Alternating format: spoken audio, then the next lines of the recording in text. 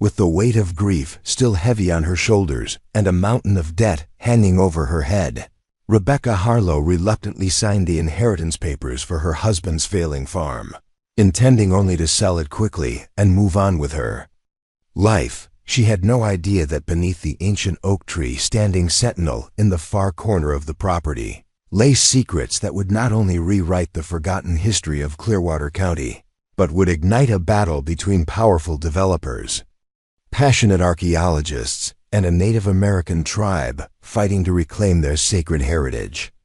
Before we jump back in, tell us where you're tuning in from, and if this story touches you, make sure you're subscribed, because tomorrow I've saved something extra special for you.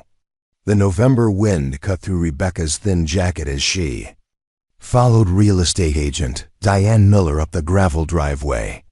Her boots crunched on fallen leaves as she took in the sight of what was now her property. 50 acres of largely uncultivated land, a weathered farmhouse badly in need of repair, and several outbuildings in various states of collapse. As I mentioned on the phone, the property has significant potential, Diane said, her voice bright with professional optimism that couldn't mask the reality before them.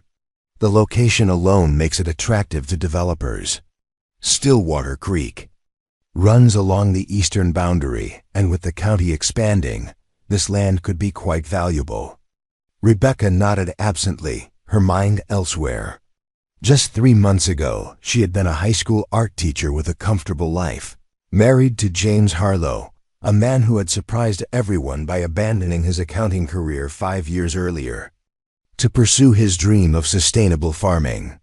That dream had died with him when his truck skidded off a rain-slicked road, leaving Rebecca with nothing but memories and a property hemorrhaging money. James never mentioned how bad things had gotten, she said quietly, more to herself than to Diane. The bank statements I found after he was gone showed the farm was months away from foreclosure. Diane's professional smile faltered. Your husband was very proud. Men like that often find it difficult to admit when they're struggling. They reached the farmhouse, a 2-story structure that might have been charming under different circumstances. The white paint was peeling, the porch sagged slightly, and several shutters hung at precarious angles. Yet there was something about the place that tugged at Rebecca's artist sensibility, a certain dignified resilience in its weathered boards and wavy glass windows.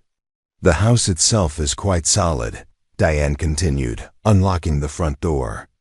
Built in 1897 by the original homesteaders, the Moore family.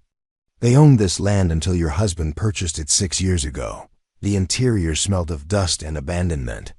Rebecca had visited the farm only a handful of times during James's passionate farming phase, always making excuses about her teaching schedule.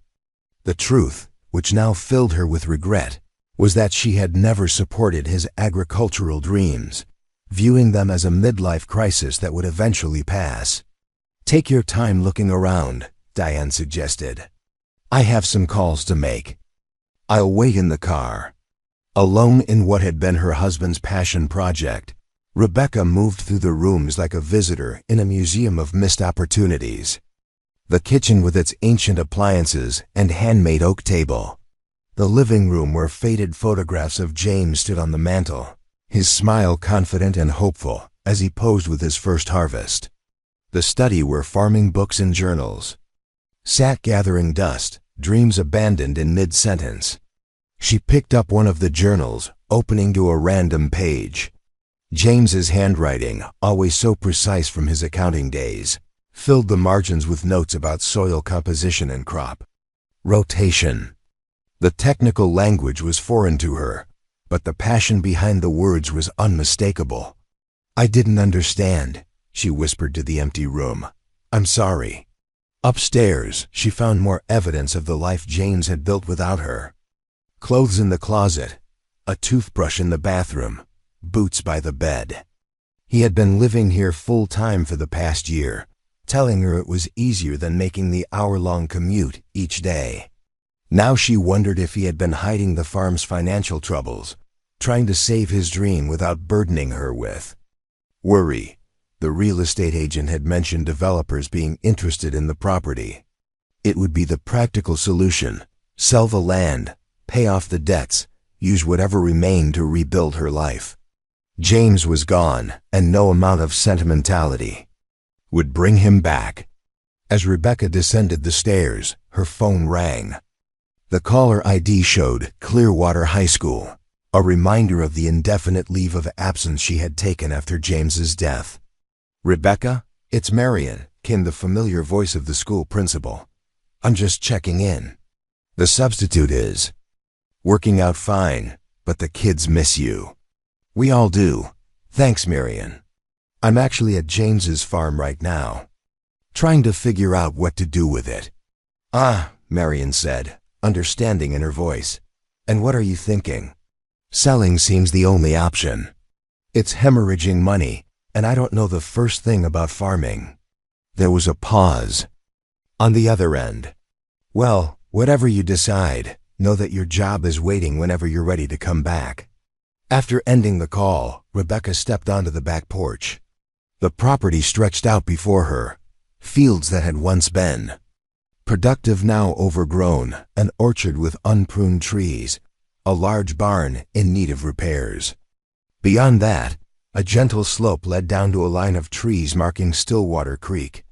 Preparing and narrating this story took us a lot of time, so if you are enjoying it, subscribe to our channel. It means a lot to us. Now back to the story. Something drew her attention to the far corner of the property, an enormous oak tree standing alone on a small rise. Unlike the rest of the neglected farm, the area around the tree appeared tended, the grass shorter, no weeds encroaching on its territory. Curious, Rebecca made her way across the field.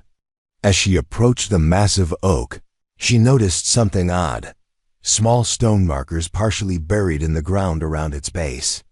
They were weathered and ancient-looking, arranged in a pattern that seemed deliberate rather than random. Kneeling, she brushed away leaves from one of the stones, revealing what appeared to be faint carvings on its surface. The markings were unlike anything she recognized, certainly not English letters or numbers, but clearly human-made symbols. "What were you doing out here, James?" she murmured, running her fingers over the strange markings. A gust of wind rustled the oak's remaining leaves, and Rebecca had the uncanny sensation of being watched. She looked up, half expecting to see someone observing her from the tree line, but there was only the empty landscape and the wide Nebraska sky. Returning to the house, she found Diane waiting on the porch. "Find anything interesting?" the realtor asked. Rebecca hesitated. "Actually, yes. There are some strange stone markers under that big oak tree." "Do you know anything about them?" Diane frowned slightly. "Stone markers? No, that wasn't mentioned in any of the property documentation. Probably just old boundary stones or something from the original homestead." "Maybe," Rebecca replied, though something told her they were much older than the farm itself. "Speaking of documentation," Diane continued, "I've already had inquiries about the property. Clearwater Development Group has expressed strong interest. They're looking to build a new residential community with a golf course. They'd likely offer well above market value. The prospect should have been appealing: a quick sale, financial security, freedom from the burden of James's failing dream." Yet Rebecca found herself strangely reluctant. "I need a few days before making any decisions," she said. "There are some personal items to sort through." "Of course," Diane handed her a set of keys. "Take whatever time you need. Just keep in mind that these opportunities don't always last. Clearwater Development is moving quickly on several projects in the county." After Diane left, Rebecca returned to the house and began searching through James's papers. In his study, she found folders of financial documents confirming her worst fears. The farm had been losing money steadily for the past 3 years. Loan applications, rejected grant proposals, and increasingly desperate attempts to make the operation sustainable. Among the expected paperwork, she discovered something puzzling: a folder labeled Oak Ridge History. Inside were photocopies of old newspaper articles, academic journal excerpts, and handwritten notes in James's precise script. One article from 1967 caught her attention. Construction halted after discovery of Native American artifacts. The piece described how roadwork near Stillwater Creek had been temporarily suspended when workers uncovered pottery fragments and stone tools, believed to be from the Pawnee tribe. The exact location wasn't specified, but a quote from the county. Historians suggested the entire area might have been a significant settlement hundreds of years earlier. Another clipping, this one from 1978, detailed a dispute between local farmers and a team of archaeologists seeking permission to excavate portions of private land along the creek. The archaeologists claimed the region contained valuable historical artifacts, but their requests were denied by property owners concerned about disruption to their operations. Most intriguing was a handwritten letter dated 1932, apparently a copy James had made from an original source. It was from Thomas Moore, presumably a descendant of the original homesteaders, to the Nebraska Historical Society. I must bring to your attention the curious stone formations on our family property. My grandfather always told us they marked sacred ground and should not be disturbed. Native people occasionally visited the site when he was a boy, though they no longer come.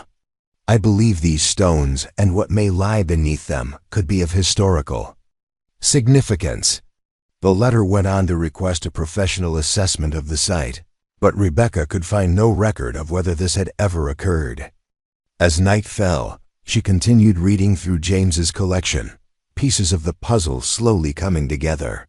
It appeared that her husband had stumbled upon something significant, potentially an undocumented Native American burial ground or sacred site, and had been quietly researching its history while protecting it from discovery.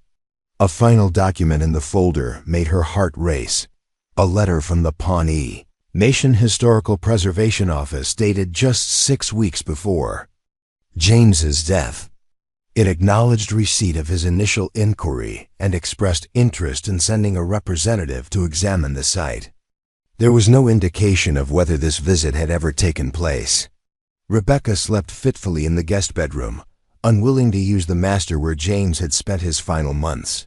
Her dreams were vivid and strange, the oak tree stretching impossibly high against a star-filled sky, figures moving in circular patterns around its base, voices speaking in languages she couldn't understand. She woke at dawn, the house creaking around her as an early winter storm approached. After making a pot of coffee in the ancient percolator, she bundled up and headed back to the oak tree, drawn to it with an intensity she couldn't explain. In the pale morning light, the stone markers seemed more deliberate than they had the day before. Rebecca began to notice additional features. Slight mounds in the earth surrounding the tree. Small clearings where nothing grew despite the general overgrowth of the farm. Patterns in the placement of the stones that suggested purpose rather than coincidence. As she knelt to examine one of the larger stones, her fingers brushed away accumulated soil to reveal more extensive carvings, spirals, zigzag lines, and what appeared to be animal forms. These weren't random markings or weathering patterns. They were created by human hands with specific intentions. "You found them, then?" The voice startled Rebecca so badly she nearly fell. Turning, she found an elderly man standing a few yards away, his weathered face creased with a mixture of curiosity and concern. He wore overalls and a heavy work coat, a canvas bag slung over one shoulder. "I'm sorry," he said, raising his hand slightly. "Didn't mean to frighten you. Name's Harold Jenkins. I farm the property that borders yours to the west." "Rebecca Harlow," she replied, heart still pounding. "You knew about these stones?" Harold nodded, approaching slowly. "Your husband and I talked about them often. James was determined to protect this place. That's why he kept the grass cut around here even when the rest of the farm was struggling." "What exactly is this place?" Rebecca asked. Harold looked uncomfortable. It's not really my story to tell. The local tribes would be the ones to properly explain it. But according to my grandfather, who heard it from his grandfather, this hill was sacred to the Pawnee people long before white settlers claimed this land. The oak tree is over 500 years old, and the stones. He gestured to the markers. They're boundary stones for a burial ground. The revelation sent a chill through Rebecca that had nothing to do with the November air. A burial ground? There are people buried here? Important people, from what I understand. Spiritual leaders. The oak was considered a connection between worlds. Harold's eyes scanned the area with respect. James was researching it all, connecting with tribal historians. He was determined to do right by this place, even though it complicated his farming. Operation significantly. Complicated how? Well, he couldn't plow this section, for one thing. And when Clearwater Development started buying up properties in the county last year, they offered him 3 times market value for this land. He turned them down flat once he understood what was here. This new information shifted Rebecca's understanding of her husband's financial struggles. It wasn't just that the farm was failing. He had deliberately rejected a solution that would have solved their money problems because he was protecting this site. Clearwater Development has already reached out about buying the property, she said. Harold's expression darkened. I'm not surprised. They've been systematically acquiring land throughout the county. Their CEO, Victor Montgomery, doesn't take rejection well. He was furious when James refused to sell. A gust of wind brought the first few raindrops of the approaching storm. Harold glanced at the sky. You should know something else. 2 days. Before his accident, James called me. He said he'd found something important under one of these stones, something that might change everything.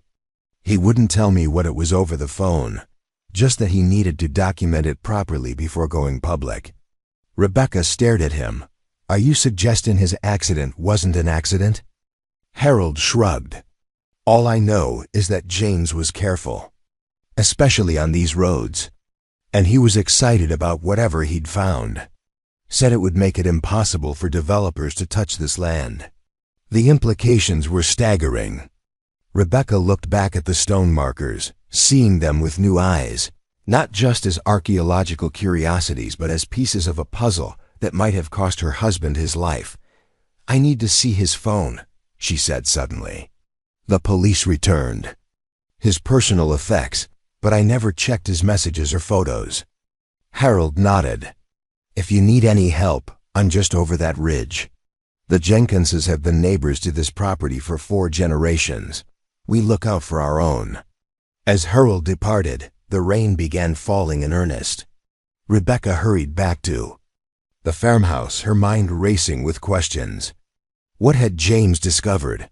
Why had he kept his research secret from her? And if his discovery threatened Clearwater Development's plans, could they have been involved in his death? In the study, she found James's phone in a drawer, along with his wallet and keys, personal effects returned by the police after the accident. The phone was dead, but she found a charger in the kitchen drawer. While waiting for it to power up, she returned to the folder of research materials. Among the papers was a business card for Dr. Eliza Blackwood, Department of Anthropology and Native American Studies at the University of Nebraska. A handwritten note on the back read, Meeting. Scheduled, Tuesday, 3 p.m., with a date just 3 days after James's fatal accident. The phone finally powered on, revealing dozens of missed calls and messages from the weeks after James's death, most from people offering condolences.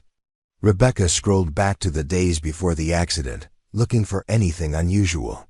There it was, a series of photos taken at the oak tree site. Close-ups of one particular stone marker that appeared to have been carefully lifted from its position. Beneath it was what looked like a small cavity in the earth, and inside, wrapped in what appeared to be ancient leather, was an object James had photographed from multiple angles, a stone tablet approximately 8 inches square, covered with intricate carvings. The final photo showed the tablet cleaned of dirt, its surface details clear, symbols similar to those on the standing stones, but more elaborate, organized in precise rows. James had placed a ruler beside it for scale. His last text message was to Dr. Blackwood, found tablet with extensive inscriptions. Appears to match 1750 CE Pawnee star chart descriptions in Hastings' collection. Can we move meeting earlier? This changes everything. Her response: this is potentially significant. Don't disturb anything further. Documentation protocol critical. Can meet tomorrow instead. James had never made it to that meeting. Rebecca's hands trembled as she set down the phone. If her husband had indeed discovered a significant Native American artifact, one that could potentially designate the property as a protected historical site, it would explain why he had rejected Clearwater Development's offer. It might also explain why someone would want to prevent him from sharing that discovery. But where was the tablet now? It wasn't among the personal effects returned after the accident. Had James hidden it somewhere on the property? Or had someone else found it first? The storm intensified outside, rain lashing against the windows as thunder rolled across the countryside. Rebecca felt suddenly vulnerable in the isolated farmhouse. If James's accident had been deliberately caused, and if it was connected to his discovery, then whoever was responsible might now see her as a threat as well. She needed to find that tablet. More importantly, she needed allies who understood the significance of what James had discovered. Returning to the phone, she found Dr. Blackwood's number and pressed call. To her relief, the professor answered on the third ring. Dr. Blackwood speaking. My name is Rebecca Harlow. I'm James Harlow's widow. I believe he was scheduled to meet with you about an archaeological discovery on our farm, but he died before that meeting could take place. There was a pause on the other end. Mrs. Harlow, yes. I was deeply sorry to hear about your husband's passing. His preliminary findings were potentially quite significant.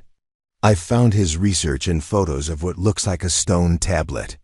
But the tablet itself is missing. I think. Rebecca hesitated, then continued.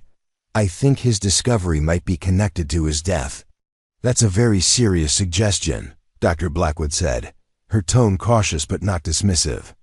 Would it be possible for me to come see the site? Perhaps tomorrow morning? Yes, please. And there's something else you should know. A development company is pressuring me to sell the property. From what I've learned, they made my husband an offer that he refused after finding the burial ground. Clearwater Development, Dr. Blackwood said. Not a question but a statement. You know them? They've been involved in several controversies regarding historical preservation in the past few years. They tend to move very quickly once they acquire property, often before proper archaeological assessments can be conducted. There was the sound of papers shuffling. I can be there by 10 a.m. tomorrow. In the meantime, don't discuss your husband's discovery with anyone else, especially not anyone from Clearwater. After ending the call, Rebecca felt a measure of relief at having found a potential ally. But the farmhouse suddenly seemed too isolated, too vulnerable in the storm. She gathered James's research materials, his phone, and a few personal items, then locked up the house and headed to her car. As she pulled onto the main road, headlights appeared in her rearview mirror. A large vehicle following closer than comfort would dictate on the rain-slicked road. When she turned toward town, it turned as well, maintaining its distance but clearly following her path. Heart pounding, Rebecca tried to stay calm. There was only one main road from the farm to Clearwater, so it was entirely possible this was just another vehicle heading to town. But when she deliberately took a wrong turn down a side street, the vehicle followed. Rebecca accelerated, trying to put distance between herself and the pursuer. The rain made visibility poor, but she knew Clearwater well enough to navigate its streets. She made a series of quick turns, finally pulling into the well-lit parking lot of the sheriff's department. The pursuing vehicle, which she could now see was a black SUV with tinted windows, drove past slowly before disappearing around a corner. Shaken, Rebecca remained in her car for several minutes, waiting to see if the SUV would return. When it didn't, she started the engine again, no longer feeling safe even at the sheriff's office. Instead, she drove to the only place in Clearwater where she was certain she would find safety and support, the home of her closest friend, Maggie Coleman.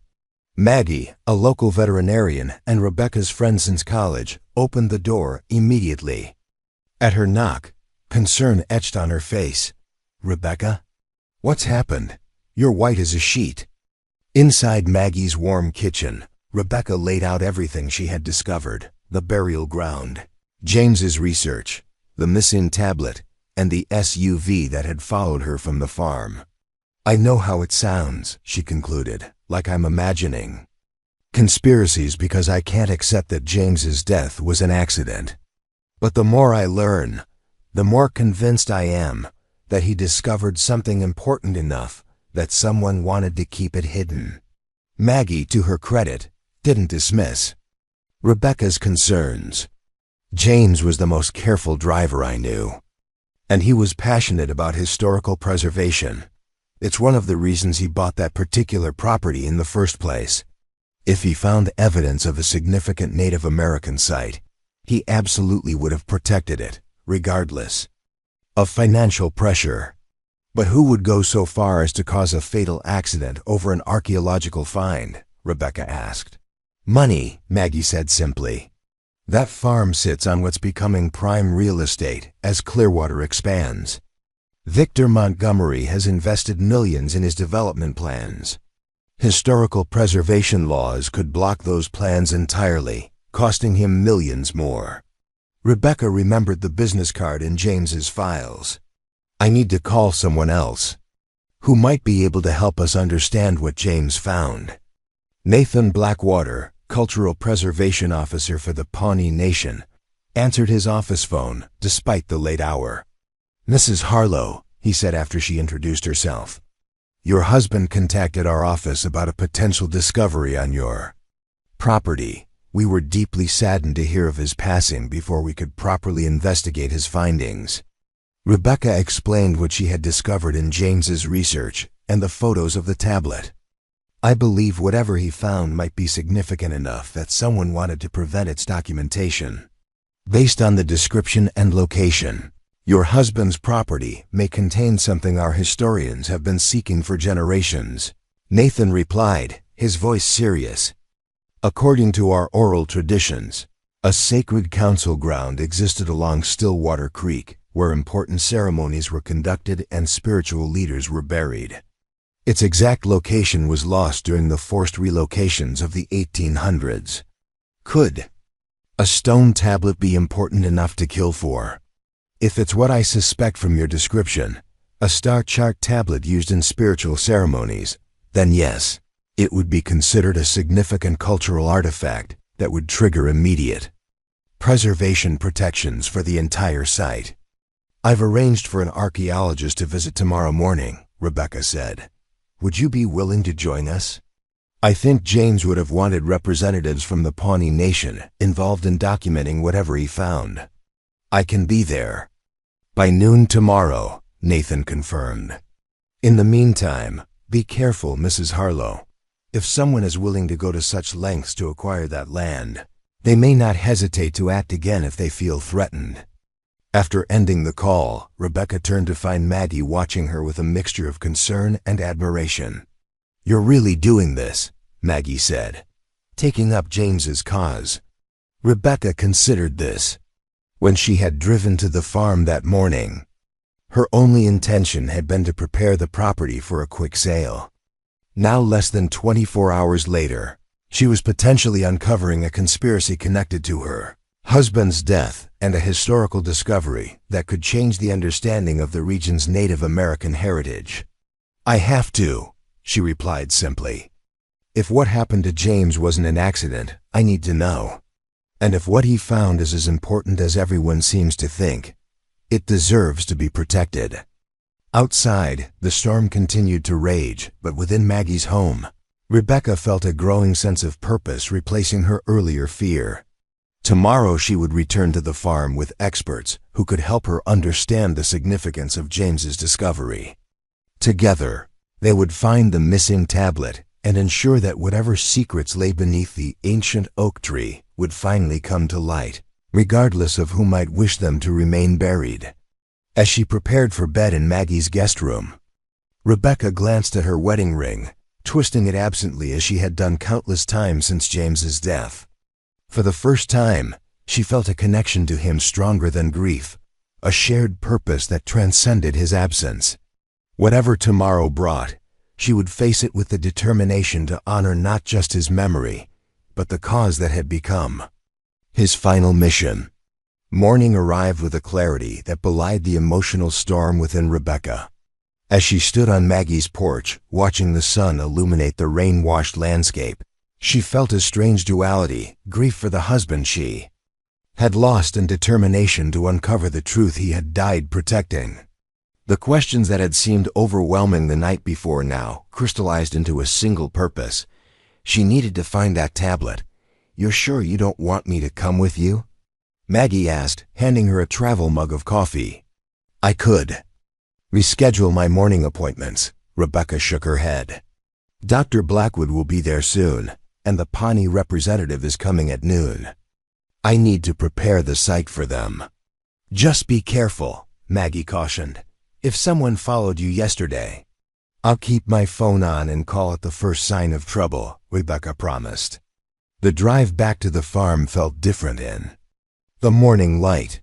What had seemed like an unwanted inheritance just 24 hours ago now represented something far more significant, a historical site of potentially immense cultural importance, and perhaps the key to understanding her husband's death.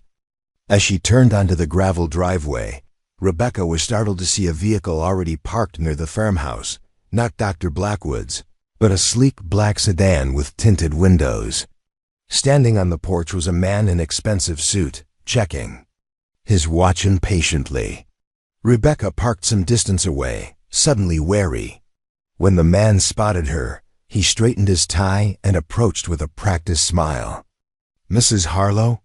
I'm Richard Turner, Chief Operations Officer for Clearwater Development Group." He extended his hand, which Rebecca did not take. Undeterred, he continued, "I apologize for arriving unannounced, but we're very interested in discussing the purchase of this property. Our CEO, Mr. Montgomery, has authorized me to present a significantly improved offer." "How did you know I would be here this morning?" Rebecca asked, keeping her distance. Turner's smile didn't waver. "Your real estate agent mentioned you. We're evaluating the property. Standard follow-up on our part." Rebecca doubted this explanation but decided to play along. "Mr. Turner, I'm not ready to make any decisions about selling. As you can see, I'm still going through my husband's affairs. Of course, and please accept my condolences on your loss." The words sounded rehearsed. "However, I should mention that our current offer has a 48-hour expiration window. The Regional Planning Committee meets next week, and we need to finalize our property acquisitions before then." "Why the rush?" Rebecca asked, watching his expression carefully. "Market dynamics," Turner replied smoothly. "Property values in this area are increasing rapidly. Our offer reflects current value plus a generous premium, but we can't extend that premium indefinitely." Rebecca noticed his gaze drifting toward the oak tree in the distance. "I understand my husband refused your previous offer. May I ask why?" A flicker of annoyance crossed Turner's face before his professional mask returned. Mr. Harlow had unrealistic expectations about the property's value. He also expressed concerns about certain areas of the land that, frankly, have no bearing on its market worth. "You mean the Native American burial ground," Rebecca stated flatly. Turner's smile tightened. "Mrs. Harlow, I'm afraid your husband was misinformed. Our environmental and historical assessment teams found no evidence of any significant archaeological features on this property. What appear to be unusual stone formations are simply the result of 19th century farming practices. That's interesting, Rebecca replied, considering I have an archaeologist and a representative from the Pawnee Nation coming today to evaluate the site. This clearly caught Turner off guard. That's an unnecessary expense. Our company has already conducted thorough surveys, which you'd be happy to share, I'm sure. Those are proprietary documents, but I can assure you they were comprehensive. Turner reached into his jacket and produced a business card and an envelope. My direct number is on the card. The envelope contains our offer, significantly above market value. I encourage you to review it before involving outside parties who might complicate matters with speculative claims. The implied threat wasn't subtle. Rebecca took the envelope but left the card on the ground. I'll be in touch, Mr. Turner. Now, if you'll excuse me, I have appointments to prepare for.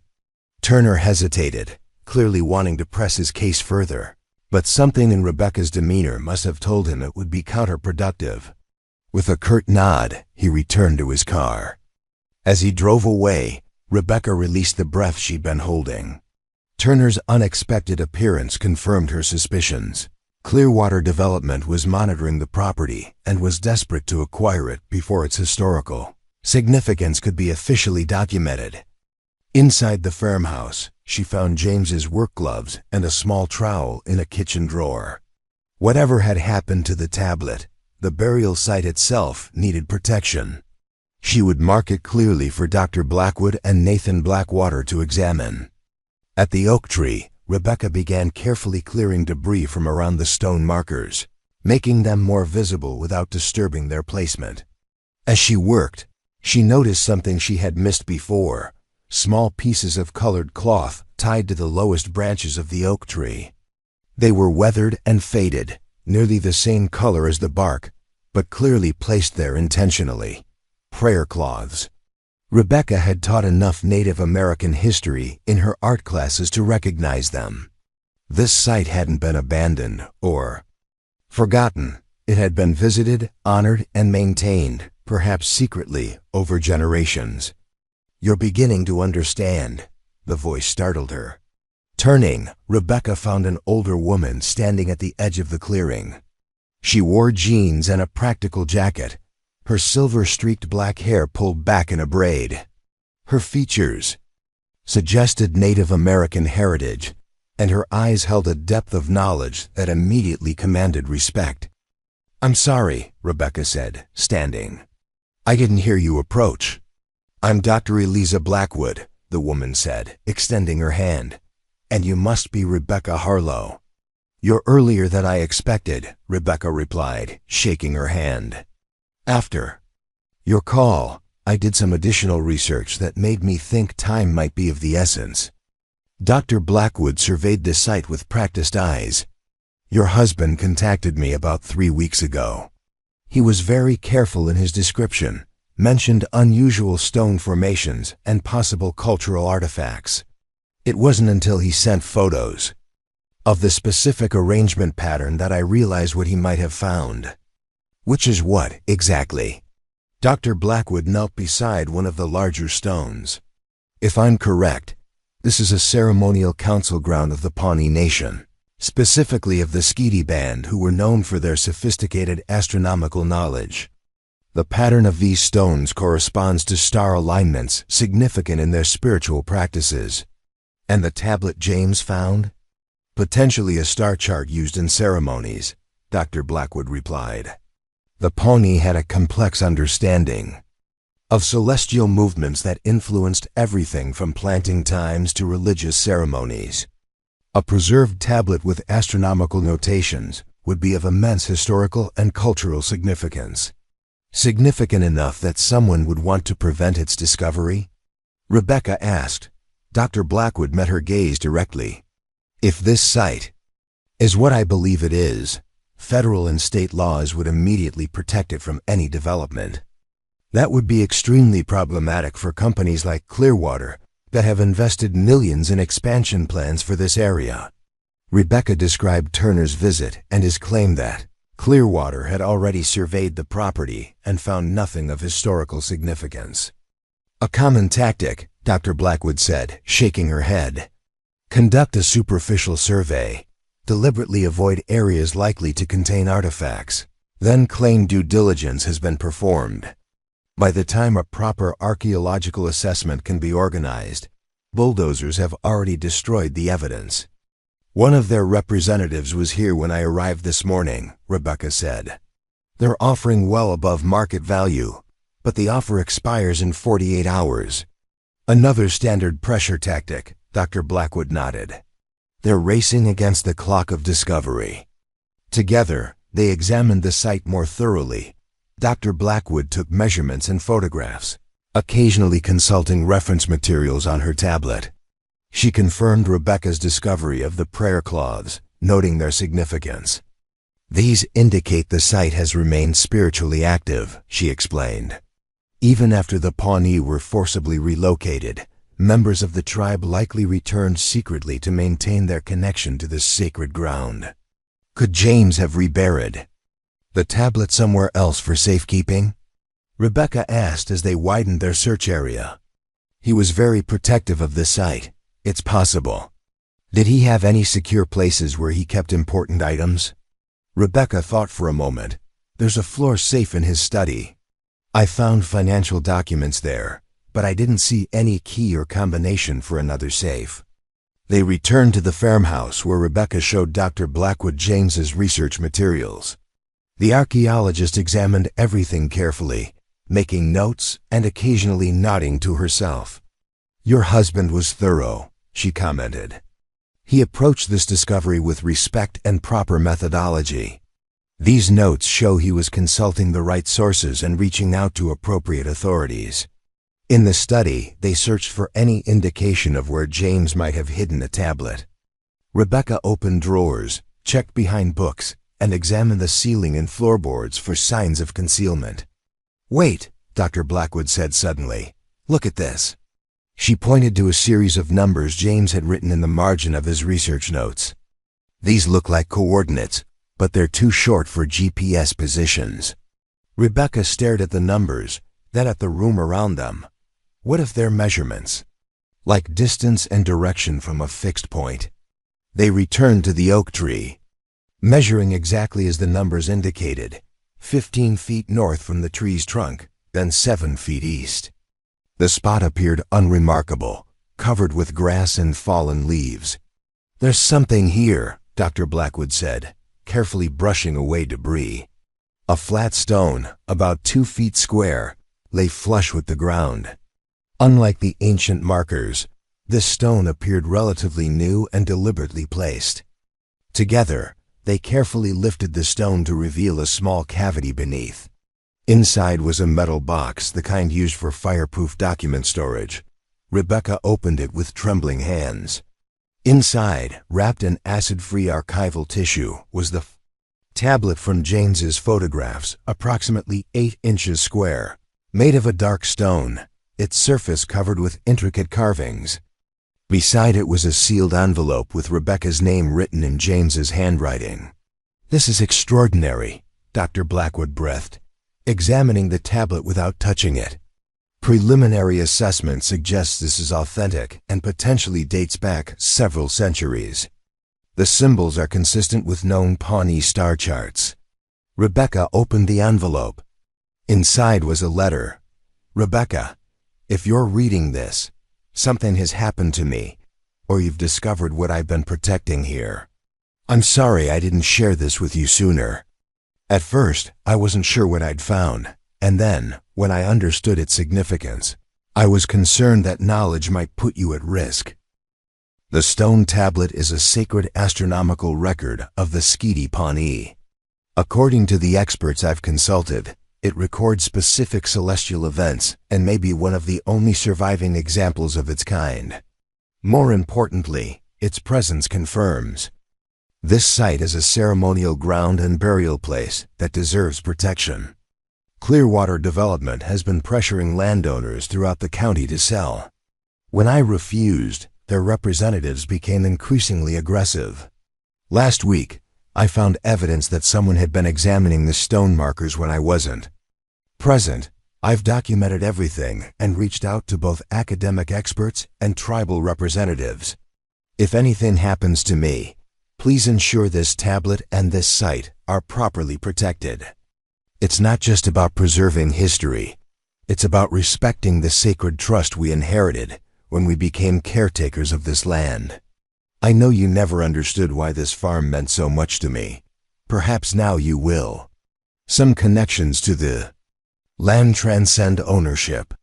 They become a responsibility to past and future generations. All my love, James. Rebecca folded the letter with tears in her eyes. James had known he was in danger. He had taken precautions to protect both the discovery and her. Yet somehow, it hadn't been enough. Your husband understood the significance of what he found, Dr. Blackwood said gently. This tablet and this site represent a direct connection to indigenous knowledge that colonial forces tried to erase. Its protection would have been worth fighting for. The sound of an approaching vehicle drew their attention. A pickup truck was coming up the driveway, followed by the black sedan Rebecca had seen earlier. Turner had returned, and he wasn't alone. "That's Nathan Blackwater," Dr. Blackwood said, recognizing the driver of the pickup. "And it appears your developer friend has brought reinforcements." They carefully returned the tablet to its protective box. "We need to document everything properly," Dr. Blackwood said. "Once the site is officially recorded with the State Historical Preservation Office and the tribal authorities, it will have legal protection." As they approached the vehicles, Rebecca could see the tension in the body language of both parties. Nathan Blackwater, a dignified man in his 50s wearing a jacket with the Pawnee Nation emblem, stood with his arms crossed, clearly in a confrontation with Turner and another man in an expensive suit. "Mrs. Harlow," Turner called as she approached. "I see you've already involved outside parties. This is unfortunate timing. Allow me to introduce Victor Montgomery, CEO of Clearwater Development Group." Montgomery was tall and imposing, with silver hair and the confident bearing of someone accustomed to getting his way. His smile didn't reach his eyes as he extended his hand. "Mrs. Harlow, a pleasure. I understand Richard has presented our offer. I wanted to personally express our interest in your property." Rebecca ignored the outstretched hand. "Mr. Montgomery, this is Dr. Eliza Blackwood from the University of Nebraska, and Nathan Blackwater, Cultural Preservation Officer for the Pawnee Nation. They're here to document a significant archaeological and cultural site on this property." Montgomery's smile tightened. "Yes, Richard mentioned you had some concerns about potential historical features. I assure you our surveys found nothing that would meet the threshold for protection under preservation statutes." "Perhaps your surveys weren't looking in the right places," Dr. Blackwood replied evenly.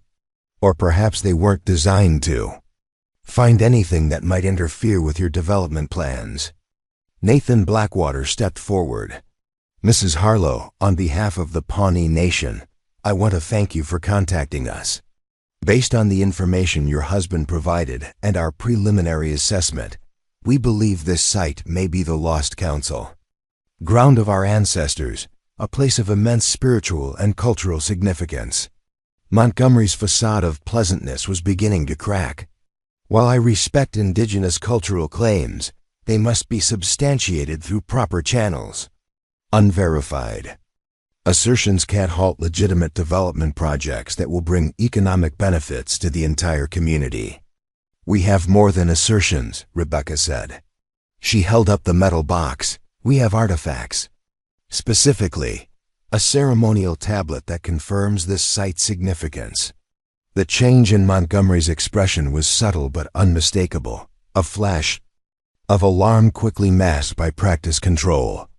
Any artifacts would need to be authenticated by qualified experts, a process that can take months or years. "Which is why we've already contacted the State Historical Preservation Office," Dr. Blackwood stated. Their representative will be here this afternoon to begin the official documentation process. This was news to Rebecca, but she maintained a neutral expression, grateful for Dr. Blackwood's foresight. Montgomery exchanged a glance with Turner. "Mrs. Harlow, perhaps we could speak privately. This situation has become unnecessarily adversarial. I'm confident we can find a solution that addresses everyone's concerns." "There's nothing to discuss," Rebecca replied firmly. "This site will be properly documented and protected according to federal and state laws. Your development plans will need to accommodate that reality." Montgomery's pleasant mask slipped entirely. "You should consider your position carefully. Your husband's farm is heavily mortgaged. The bank could foreclose at any time. Our offer provides financial security that archaeological speculation cannot." "Are you threatening me, Mr. Montgomery?" Rebecca asked, her voice steady despite her racing heart. "Not at all. Merely pointing out economic realities." Montgomery straightened his tie. "We'll be in touch after you've had time to reconsider. The offer remains open for 48 hours. As Montgomery and Turner returned to their car, Nathan approached Rebecca. "Your husband contacted our office about a month ago. He sent photographs of the stone markers and described finding evidence of a ceremonial ground. We were in the process of arranging a site visit when we received news of his death." "It wasn't an accident," Rebecca said with sudden certainty. "James found this tablet, documented it, and reached out to the right authorities. Someone wanted to prevent that documentation from being completed." "A serious accusation," Nathan replied, "but not an implausible one, given what's at stake. This land holds tremendous spiritual significance for our people. If it is indeed the council ground described in our oral histories, it would be one of the most important Pawnee sites ever rediscovered." Dr. Blackwood carefully opened the metal box, allowing Nathan to see the tablet without touching it. His expression became reverent. "This is genuine," he said after studying it. "The symbols match our traditional star knowledge. This tablet would have been used by spiritual leaders to track celestial movements and determine the timing of sacred ceremonies. Can you help us protect it?" Rebecca asked. "The Pawnee Nation will file for immediate protection under the Native American Graves Protection and Repatriation Act. Once the state archaeological team documents the site, it will qualify for inclusion in the National Register of Historic Places." Nathan met Rebecca's gaze. "But legal proceedings take time, and powerful interests like Clearwater Development have ways of creating delays. So what do we do in the meantime?" "We stand our ground," Nathan replied simply. "My people have been protecting sacred sites against those who would destroy them for over 200 years. We've learned persistence." As they walked back to the oak tree, Rebecca felt a growing sense of purpose. The farm that had once seemed like a burden, James's failed dream, now represented something far more significant, a direct connection to the history that had been deliberately obscured and nearly forgotten. "Your husband understood the importance of this place," Nathan said as they stood beneath the ancient oak. "He recognized that being a landowner also meant being a caretaker. That's a wisdom many have forgotten." Rebecca thought of James's letter. Some connections to the land transcend ownership. They become a responsibility to past and future generations. In protecting this site, he had been honoring something deeper than property rights. He had recognized a sacred trust. As the afternoon sun filtered through the oak's branches, casting dappled light across the stone markers, Rebecca made her decision. This farm, this sacred ground, would not become another casualty of development. Whatever challenges lay ahead, she would face them with the same determination that had driven James to protect this place, even at the cost of his life. The battle for Riverbed Farm had only just begun. The next 48 hours transformed Rebecca's understanding of both her husband's final mission and the forces aligned against it. The farmhouse became a hub of activity as archaeological experts, tribal representatives, and state officials came to document the site. The ancient oak tree, once simply a distinctive landmark on a failing farm, now stood at the center of what Dr. Blackwood called one of the most significant cultural discoveries in the region in decades. Rebecca watched as the team carefully mapped the stone markers, took soil samples, and photographed every aspect of the site. The tablet, secured in a proper conservation container, had been officially documented and registered with both the State Historical Preservation Office and the Pawnee Nation Cultural Authority. Its existence alone would have been enough to trigger protective measures, but the comprehensive nature of the site, a ceremonial ground, burial place, and astronomical observation point, elevated its significance even further. The preliminary carbon dating of organic material near the deepest stones suggests this site has been in ceremonial use for at least 500 years. Dr. Blackwood explained as they reviewed findings in what had been James's study. The oak itself germinated around 1450 CE and appears to have been deliberately incorporated into the sacred space. Nathan Blackwater nodded, adding, "This aligns with our oral traditions." The council ground was established during a time of significant spiritual renewal, when our people were seeking to strengthen their connection to the stars and the Creator. The documentation process had barely been completed when Montgomery's 48-hour deadline expired. Rebecca had expected some form of retaliation, but the nature of Clearwater Development's response still caught her off guard. Maggie called. Early on the third morning, her voice tense.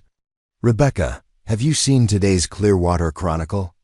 "No, I've been at the farm since dawn. What's happened?" "You need to see this. I'm texting you a photo of the front page now." The image that appeared on Rebecca's phone made her blood run cold. Under the headline, "Historical Hoax Threatens County's Economic Future," was a photo of the oak tree site with Rebecca, Dr. Blackwood, and Nathan examining the stone markers. The article claimed that opportunistic outside interests were manufacturing archaeological significance to block vital development projects that would bring hundreds of jobs to the community. Most disturbing was a quote attributed to a source close to the investigation, claiming that James Harlow had deliberately planted artifacts on the property to increase its value after his farming venture failed. "They're calling James a fraud," Rebecca said, her voice shaking with anger. "They're claiming he fabricated the entire discovery." "It gets worse," Maggie replied. The article mentions that the county commissioners have called an emergency meeting this afternoon to discuss revising the Historical Preservation Ordinance. They're trying to change the rules before your site can be officially protected. Nathan and Dr. Blackwood arrived at the farmhouse just as Rebecca ended the call, both carrying copies of the newspaper. "Classic intimidation tactics," Dr. Blackwood said, tossing the paper onto the kitchen table. "When they can't buy you off, they attempt to discredit both the discovery and the people documenting it. They're also pursuing political channels." Nathan added grimly, "I've just received word that Clearwater Development has filed a formal challenge to our protection claim, alleging insufficient evidence and procedural irregularities." Rebecca stared at the newspaper, at the photo of herself standing proudly by the ancient oak that James had died protecting. In just a few days, she had gone from being a grieving widow seeking to sell an unwanted property to a public enemy, supposedly threatening the county's economic future. "What do we do now?" she asked. "We fight on multiple fronts," Nathan replied. "Legal, political, and public opinion. Clearwater Development has resources, but they also have vulnerabilities. Their entire business model depends on moving quickly, acquiring properties before their value increases, and developing them before opposition can organize. They're also counting on the community prioritizing potential economic benefits over historical preservation," Dr. Blackwood added. "We need to change that narrative." The county commissioners' meeting that afternoon became the first battleground. The small chamber was packed beyond capacity, with people spilling into the hallway. Rebecca immediately noticed the divide. On one side, Clearwater Development employees and supporters wearing Progress for Clearwater buttons. On the other, a smaller but passionate group including members of the Pawnee Nation, university researchers, and environmental activists. Victor Montgomery sat in the front row, perfectly at ease, occasionally turning to shake hands with supporters. When he spotted Rebecca entering with Nathan and Dr. Blackwood, his expression remained pleasant, but his eyes hardened. The meeting began with a proposal from Commissioner Wilson, whom Rebecca recognized as a former business partner of Montgomery's. The proposal would streamline the historical preservation review process, creating a fast-track option for economically significant development projects and requiring definitive scientific consensus before any property could receive protected status. These common-sense reforms will prevent frivolous historical claims from delaying progress, while still protecting genuinely significant sites, Wilson explained, his rehearsed speech clearly designed to sound reasonable. When the floor opened for public comments, Montgomery was the first to speak. His presentation was polished and compelling, full of promises about job creation, increased tax revenue, and community amenities. He spoke of Clearwater's bright future being held hostage by dubious historical claims and outside agitators with no stake in the community's economic welfare. Several business owners followed, all echoing support for the proposed changes and expressing concern about excessive regulations hampering growth. The momentum seemed entirely on Clearwater Development's side until Nathan Blackwater approached the podium. My ancestors lived on this land for thousands of years before it was called Clearwater County, he began, his dignified presence commanding attention. They observed the stars from the council ground that Mr. Montgomery wishes to bulldoze for luxury condominiums. They conducted sacred ceremonies beneath an oak tree that was already 100 years old when the first European settlers arrived. The room grew quieter as he continued. The Pawnee people have survived forced relocation, cultural suppression, and the theft of our lands. We have watched sacred sites paved over for parking lots and burial grounds desecrated for shopping centers. Each time we were told it was in the name of progress. Nathan looked directly at Montgomery. Progress for whom? Not for the people whose history is erased.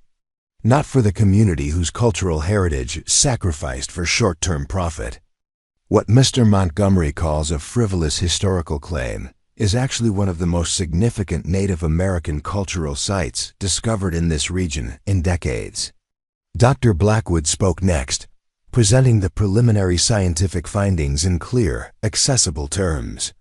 She explained the carbon dating results, the astronomical alignment of the stone markers, and the significance of the tablet, all documented through rigorous archaeological methods.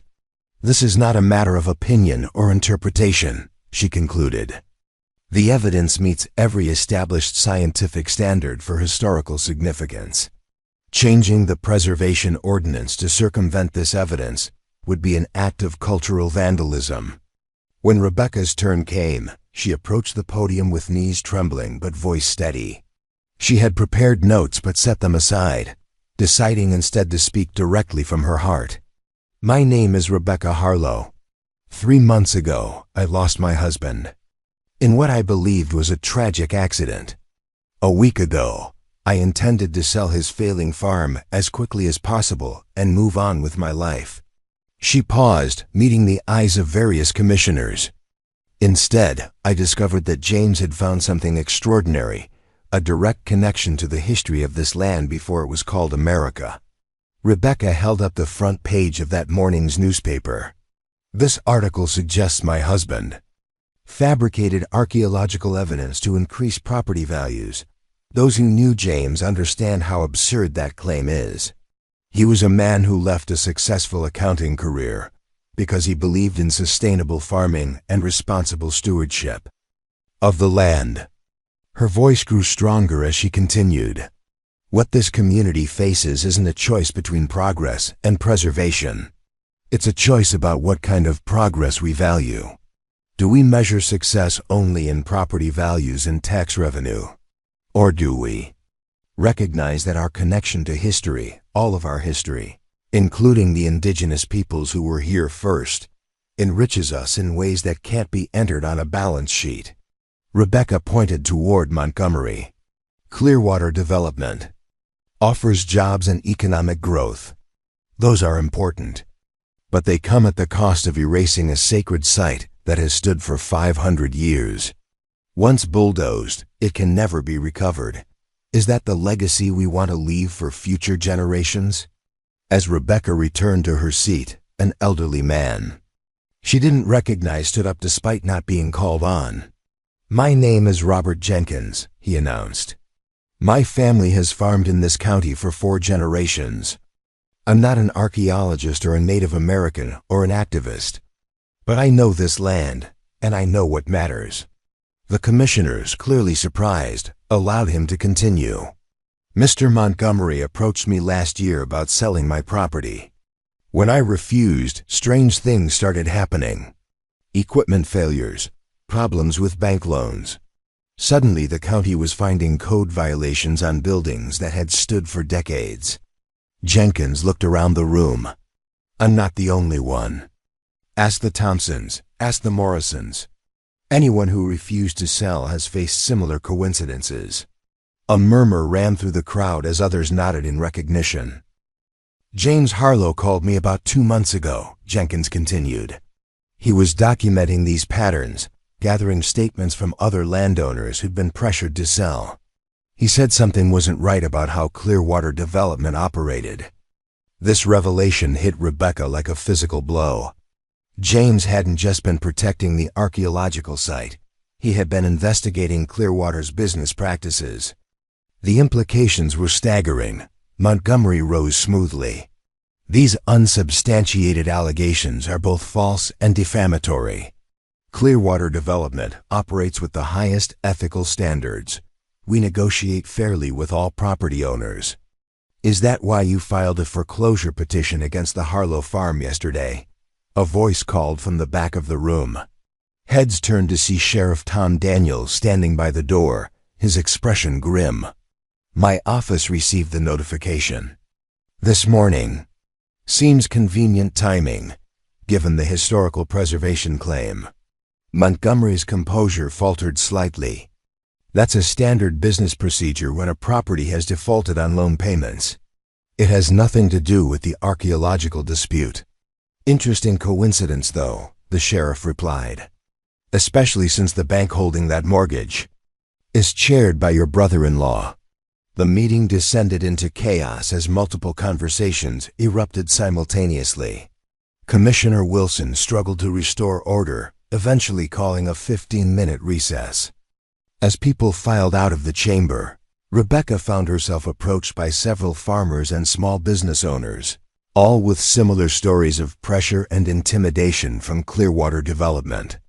James was building a case, Robert Jenkins told her quietly, documenting a pattern of predatory practices.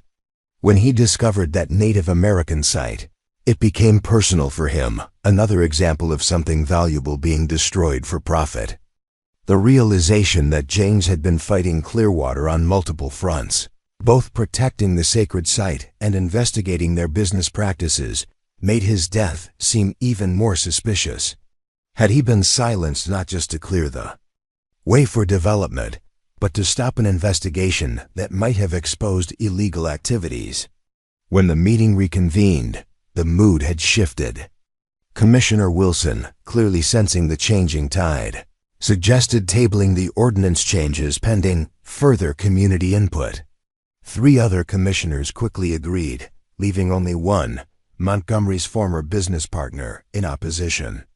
Outside the chamber, Montgomery intercepted Rebecca. His public smile was gone, replaced by cold determination. "You've made a serious mistake, Mrs. Harlow," he said quietly. "This delay is temporary. The foreclosure will proceed, and once the bank takes possession, your husband's fantasies about ancient burial grounds will become irrelevant." Rebecca met his gaze steadily. "You're wrong about many things, Mr. Montgomery, Most of all about what happens when you threaten people who have nothing left to lose. I'm not afraid of you. You should be, he replied. Ask your husband. Oh wait, you can't. Before Rebecca could respond, Sheriff Daniels approached. Everything all right? Here. Montgomery's mask of civility instantly returned. Just clarifying some misunderstandings. Good day, Mrs. Harlow. He nodded to the sheriff and walked away. That man has made a lot of enemies in this county, Daniels observed. And your husband was connecting the dots before his accident. Rebecca studied the sheriff's weathered face. You don't think it was an accident either, do you? Daniel sighed. The investigation concluded it was. Single vehicle crash on a rainy night, no witnesses. But James Harlow was a careful driver, and the brake lines on his truck showed unusual wear patterns. Nothing conclusive enough to reopen the case, but enough to make me wonder. He was building a case against Clearwater Development, Rebecca said. And he found a Native American sacred site that would block their biggest project. Either one might have made him a target. Without evidence, that's just speculation, Daniels cautioned. But if you find anything concrete in your husband's papers about threats or suspicious activities, bring it to me directly. That evening, back at the farmhouse, Rebecca, Nathan, and Dr. Blackwood took stock of their situation. The emergency meeting had ended in their favor, but Montgomery's threat of foreclosure represented a new and immediate danger. If the bank takes possession, they could sell directly to Clearwater Development before the historical designation is finalized. Dr. Blackwood explained. The protection process typically takes 60 to 90 days to complete. We don't have that kind of time, Rebecca said, reviewing the foreclosure notice. According to this, the bank can take possession in 30 days unless all outstanding payments are brought current. That's over $20,000 we don't have. Nathan had been quiet, listening intently. Now he looked up from his phone with renewed purpose. The tribal council just concluded an emergency session. The Pawnee Nation is prepared to file for an emergency protective order under federal law that would temporarily prevent any development activity on the site, regardless of ownership. Will that stop the foreclosure? Rebecca asked. No, but it buys us time to pursue other options. And I have an idea about that as well. Nathan leaned forward. What if we don't fight the development entirely, but instead negotiate for the preservation of the sacred site? You mean compromise with Montgomery? Rebecca asked skeptically. Not with Montgomery. Around him. Nathan's eyes held a strategic gleam. Clearwater Development isn't a single entity. It has investors, partners, and a board of directors. If Montgomery is using questionable tactics, those other stakeholders might not be fully aware of the risks they're taking. Dr. Blackwood nodded slowly. Corporate investors are generally risk-averse. If they learned that Montgomery was potentially involved in activities that could lead to legal complications, we need to find out who's really backing Clearwater Development, Rebecca concluded. And we need to find whatever evidence James was collecting about their business practices. The search began that night. Rebecca combed through James's study with new purpose, looking not just for information about the archaeological site, but for any documentation of Clearwater's predatory tactics. In a locked file cabinet, she found a thumb drive labeled simply CDG evidence. The drive contained dozens of files, statements from landowners describing pressure tactics, financial records showing suspicious patterns of loan denials after refusing to sell to Clearwater, photographs of construction equipment mysteriously damaged, and most damning of all, recordings of conversations in which Clearwater representatives made veiled threats. James was thorough, Dr. Blackwood said as they reviewed the materials. He was building a comprehensive case, but who was he building it for? Rebecca wondered. The answer came in the final folder on the drive, correspondence with the state attorney general's office. James had been in contact with a special prosecutor investigating corporate land fraud. His final email, sent just days before his death, mentioned significant new evidence and requested an in-person meeting. "This changes everything," Nathan said quietly. "Your husband wasn't just protecting a sacred site. He was working with law enforcement to expose criminal activity." Rebecca felt a complex mixture of emotions: pride in James's courage, grief at his loss, and renewed determination to complete what he had started. "We need to get this evidence to the authorities immediately. And we need to protect ourselves," Dr. Blackwood added. "If Montgomery silenced James to prevent this information from coming to light, he might take similar action against anyone else who threatens his operation." That night, as Rebecca prepared for bed in what had been the guest room of her husband's farmhouse, she found herself examining a photograph of James that stood on the bedside table. It showed him standing proudly beside his first harvest, his face alight with the joy of connection to the land. She had never fully understood that joy until now, until she had felt the pull of something deeper than property ownership, something that connected past, present, and future in an unbroken line. "I understand now," she whispered to the photograph, "and I won't let them destroy what you protected." Sleep came fitfully, punctuated by dreams of the ancient oak, its branches reaching toward stars that seemed to move in patterns matching the symbols on the stone tablet. In her dream, James stood beneath the tree, not alone but surrounded by shadowy figures who seemed to belong to another time. When he turned toward her, his expression was peaceful, as if he had found his place in a story much larger than himself. Rebecca woke before dawn with a clarity of purpose that transcended her grief. The path forward would be difficult and dangerous, but for the first time since James's death, she felt certain of her direction. This wasn't just about honoring her husband's memory or protecting the historical site. It was about standing against the kind of power that saw nothing sacred in the land, that recognized no value beyond profit margins and development potential. As the first light of morning illuminated the ancient oak on the hill, Rebecca made a promise to herself and to the generations whose sacred trust she had inherited. Clearwater Development had built its empire by isolating and intimidating those who stood in its way. But they had never faced the kind of alliance now forming: a widow with nothing left to lose, a native nation reclaiming its heritage, a community awakening to both its past and its future. The battle for James Harlow's legacy had evolved into something far more significant: a stand for the soul of Clearwater County itself.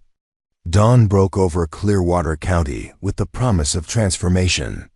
Rebecca stood on the farmhouse porch, watching golden light illuminate the ancient oak that had become the center of her world. 3 weeks had passed since she'd discovered the evidence James had collected. 3 weeks of relentless work, unexpected alliances, and growing momentum against forces that had once seemed invincible. The foreclosure clock was still ticking, with just 9 days remaining before the bank could legally seize the property. But much had changed since Montgomery had made his threat outside the county commissioners' meeting. The thumb drive labeled CDG evidence had proven to be James's most powerful legacy, a meticulously documented case against Clearwater Development's predatory business practices. "Morning," called Maggie, emerging from the farmhouse with 2 steaming mugs. She handed one to Rebecca. "Thought you could use this before the reporters arrive." Rebecca accepted the coffee gratefully. The farmhouse had become command central for what local media was now calling the battle for Harlow Farm. Every morning brought a new development, another piece of the strategy falling into place. "Nathan called," Maggie continued. "The tribal council unanimously approved the joint proposal. They're prepared to move forward as soon as you give the word." Rebecca nodded, feeling a mixture of relief and nervous anticipation. The plan they had developed was bold, perhaps even revolutionary, a complete reimagining of what the land might become. "And Sheriff Daniels?" she asked. "He'll be here at 9 with the state investigators. The special prosecutor wants to review everything one more time before filing charges." The evidence James had gathered had opened a floodgate. Once Rebecca had turned over the thumb drive to authorities, other victims of Clearwater's tactics had come forward. The state attorney general's office had launched a formal investigation into allegations of fraud, intimidation, bribery of public officials, and environmental violations spanning 5 counties. Most significantly, forensic analysts had found enough irregularities in the investigation of James's accident to justify reopening the case. The brake lines of his truck showed signs of deliberate tampering, microscopic tool marks inconsistent with normal wear or environmental damage. Rebecca. Dr. Blackwood called from the driveway, where she was directing a team of university students unloading equipment. The ground-penetrating radar team is ready to begin the final survey. The archaeological work had continued alongside the legal battle, with each new discovery strengthening the site's claim for protection.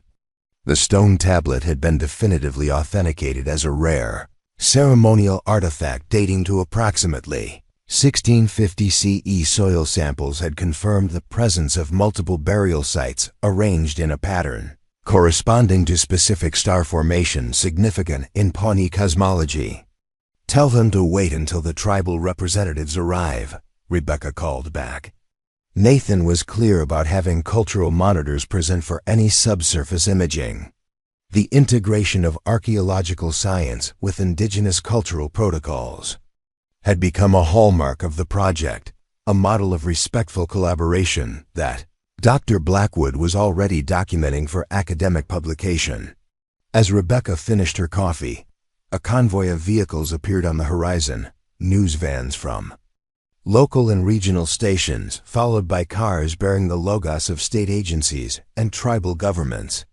The press conference scheduled for 10 o'clock would announce a development that no one had anticipated when this struggle began. "Are you ready for this?" Maggie asked, taking in the approaching media circus. Rebecca took a deep breath. 3 weeks ago, I was a grieving widow who just wanted to sell a failing farm. Now I'm about to announce a partnership that could change how cultural preservation works in this state. She smiled wryly. Ready isn't exactly the word I'd use. Destined, then, Maggie suggested. Some people spend their whole lives looking for purpose. Yours found you. The farmyard transformed into an impromptu media center as reporters set up cameras and microphones. Representatives from the Pawnee Nation arrived, including elders who examined the sacred site with reverent attention. State officials conferred with archaeologists while university students erected displays showing the significance of the discoveries. At precisely 9 o'clock, Sheriff Daniels arrived with 2 serious-looking individuals in professional attire. Special Prosecutor Amelia Chun from the State Attorney General's office and Special Agent Marcus Reynolds from the FBI's Public Corruption Unit. Mrs. Harlow, Prosecutor Chun greeted her with a firm handshake. "I want to personally thank you for bringing your husband's evidence to our attention. His documentation was extraordinarily thorough." "James was meticulous by nature," Rebecca replied. "Once he realized what was happening in the county, he approached it like an audit. His evidence provided the foundation for what has become a multi-jurisdictional investigation," Agent Reynolds added. "We've identified a pattern of corruption extending beyond Clearwater development to multiple county officials and state regulatory bodies. Inside the farmhouse, they reviewed the latest developments in the case." Prosecutor Chen spread documents across the kitchen table that had once held James's farming journals. "We're filing formal charges today against Victor Montgomery and 4 other Clearwater executives," she explained.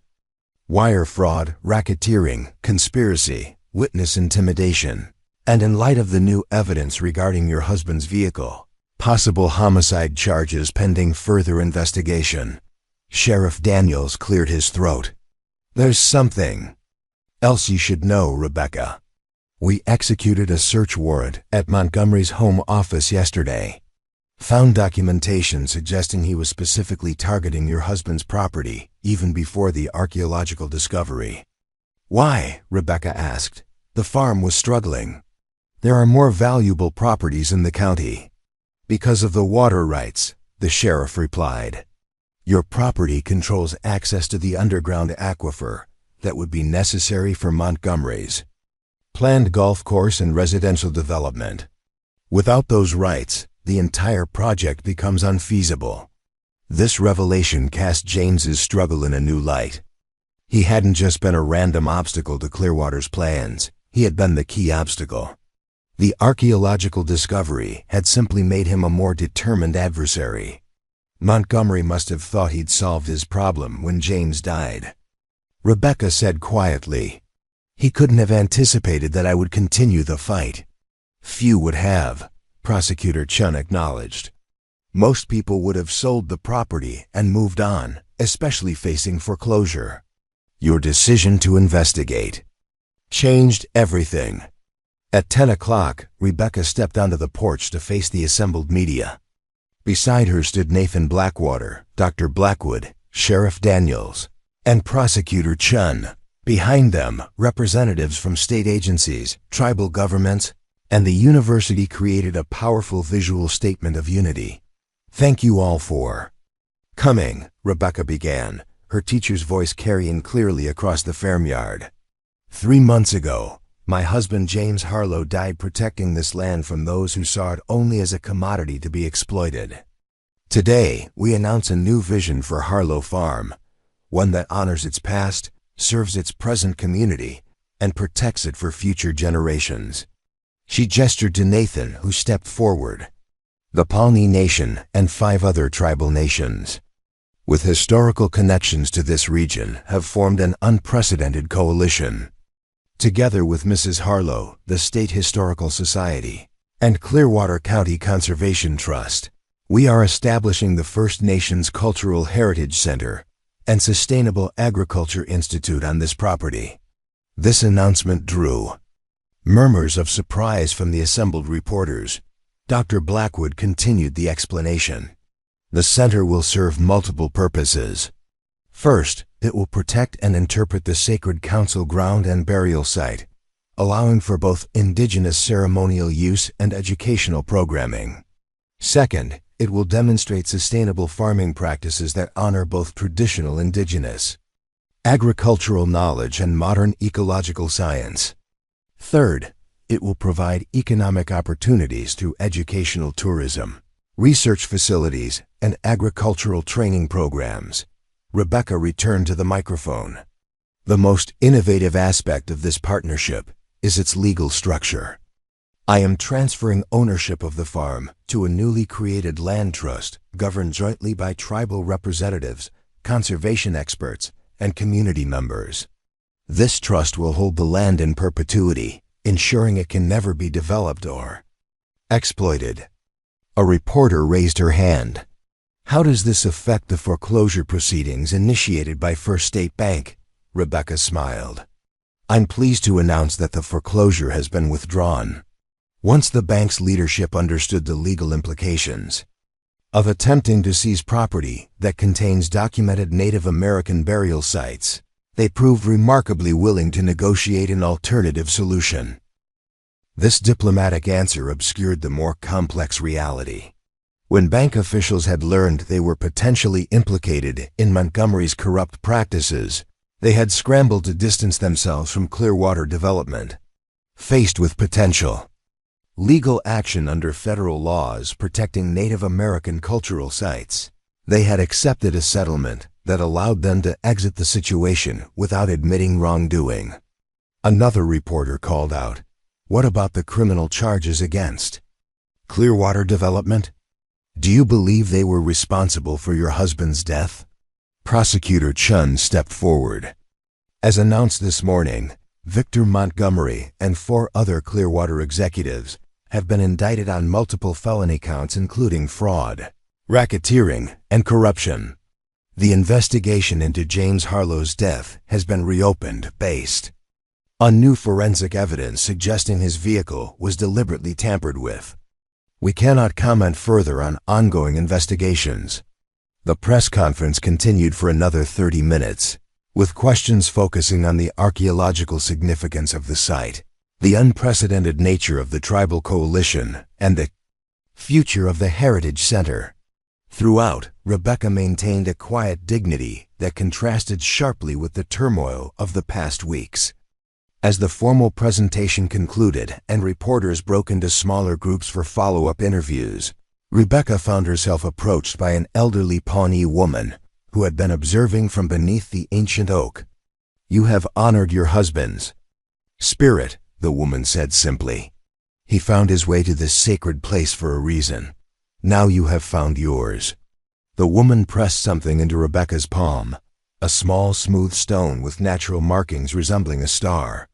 "From the creek that runs through this land. Our people have gathered such stones for centuries as reminders of our connection to the stars above and the earth below." Before Rebecca could respond, the woman had moved away to join the tribal elders examining the stone markers. The simple interaction, away from cameras and microphones, felt more significant than all the formal announcements of the morning. By mid-afternoon, most of the media had departed, leaving only the core team to continue their work. Rebecca sat beneath the ancient oak, watching as archaeologists and tribal representatives carefully documented the site, using both scientific instruments and traditional knowledge. Sheriff Daniels joined her, lowering himself onto the grass with a grunt that spoke of decades of police work. "Thought you'd want to know. Montgomery surrendered to state authorities an hour ago." His attorney issued a statement denying all charges. Of course, Rebecca replied. "Did they find Richard Turner?" "Not yet. He's disappeared, emptied his accounts and abandoned his house. That pretty much confirms he was involved in the illegal activities." Rebecca had suspected Turner was more deeply implicated than his role as Montgomery's representative suggested. His aggressive pursuit of the property and his knowledge of James's discovery had always seemed suspicious.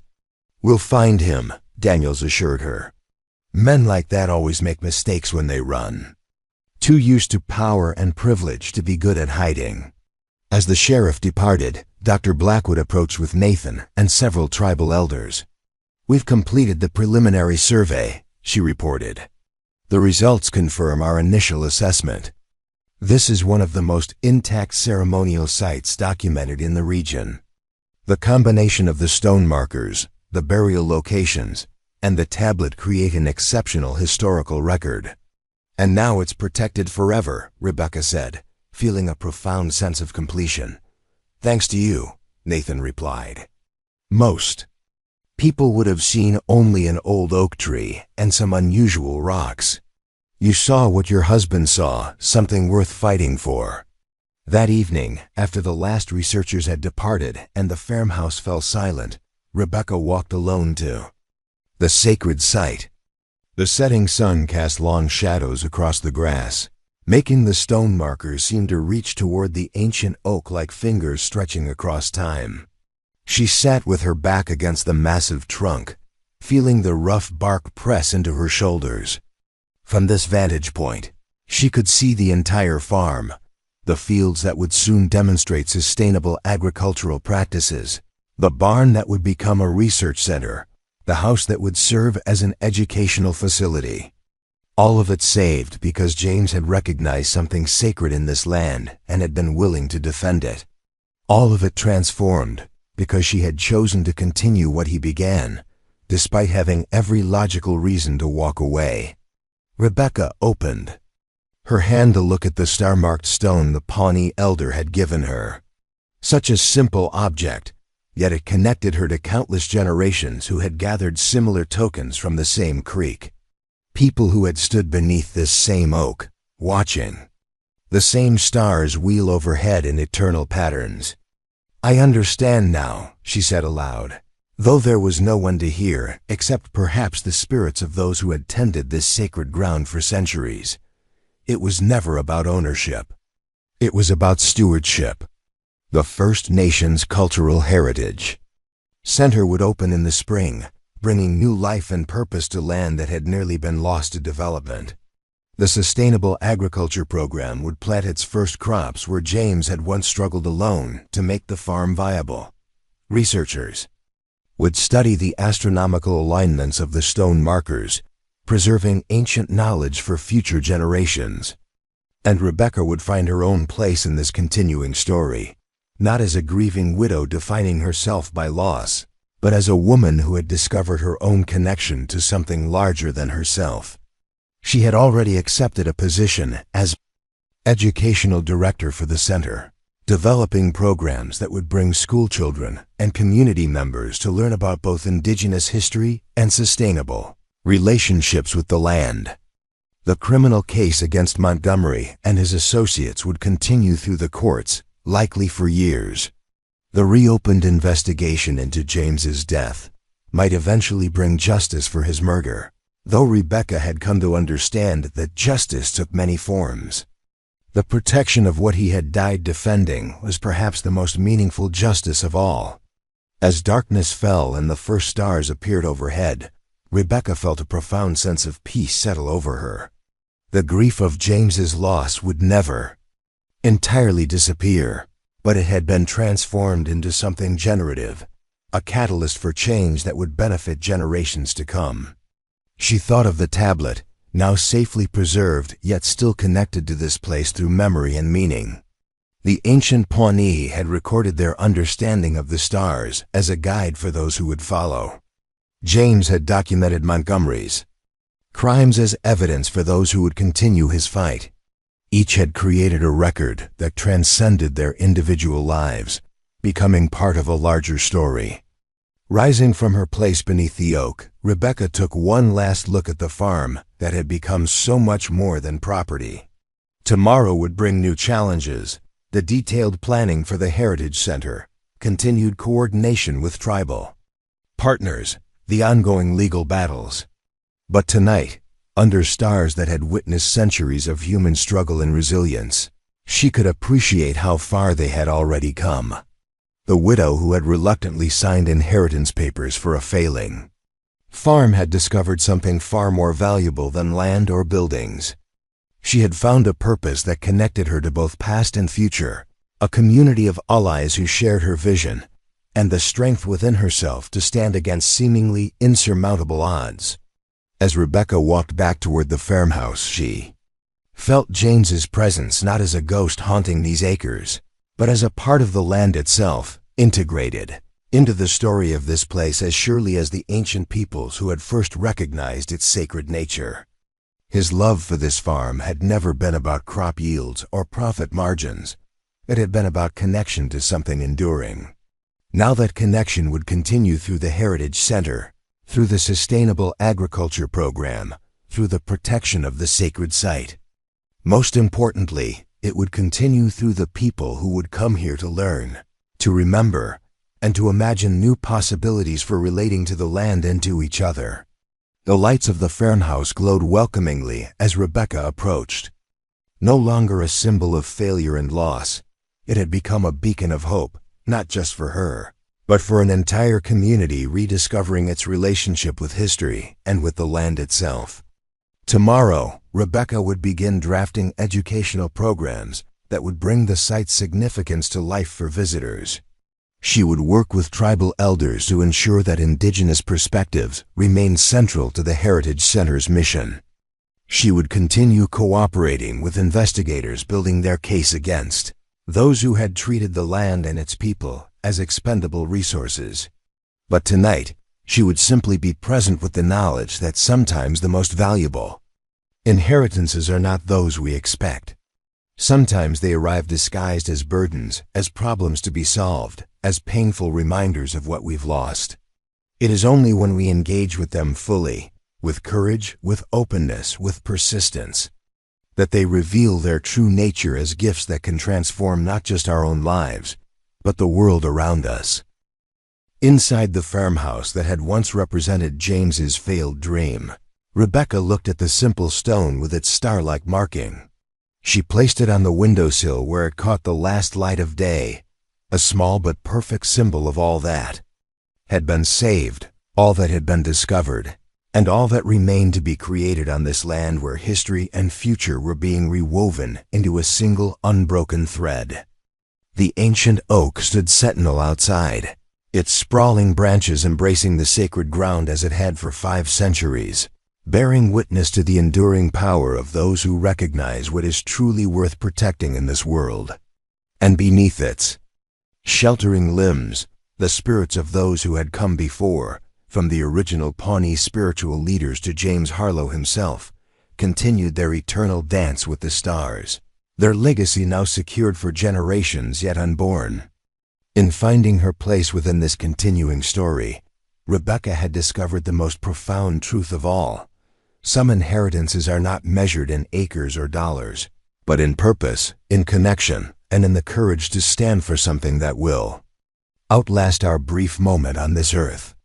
Up next, you've got 2 more standout stories right on your screen. If this one hit the mark, you won't want to pass these up. Just click and check them out. And don't forget to subscribe and turn on the notification bell so you don't miss any upload from us.